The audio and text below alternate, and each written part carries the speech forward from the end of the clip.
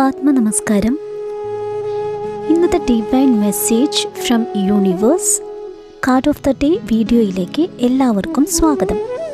ഇന്ന് നമുക്ക് കിട്ടിയിരിക്കുന്ന കാർഡ് ദ ഹെർമിറ്റ് കാർഡാണ്. ഈ കാർഡിലൂടെ യൂണിവേഴ്സ് നമ്മളോട് എന്താണ് പറയാൻ ഉദ്ദേശിക്കുന്നതെന്ന് വെച്ചാൽ,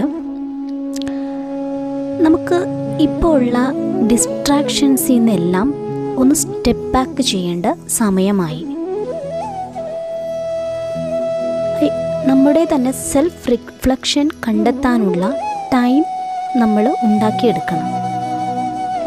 ഒന്ന് റിലാക്സ് ആക്കുക, നമ്മുടെ മൈൻഡിനെയും ബോഡീനെയും എല്ലാം ഒന്ന് റിലാക്സ് ആക്കുക, നമ്മളെ തന്നെ അറിയാൻ ശ്രമിക്കാം.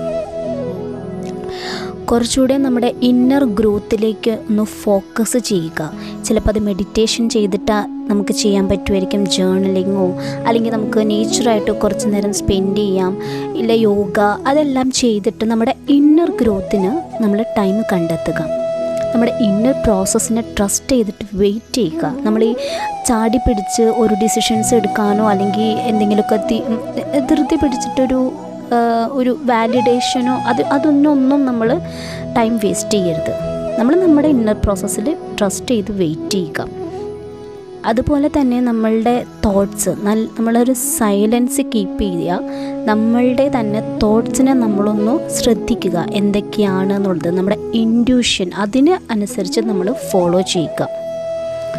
നമ്മുടെ വിസ്ഡം കണ്ടെത്താനും നമ്മൾ ശ്രമിക്കുക. അതാണ് നമ്മളോട് യൂണിവേഴ്സ് എന്ന് പറയുന്നത്.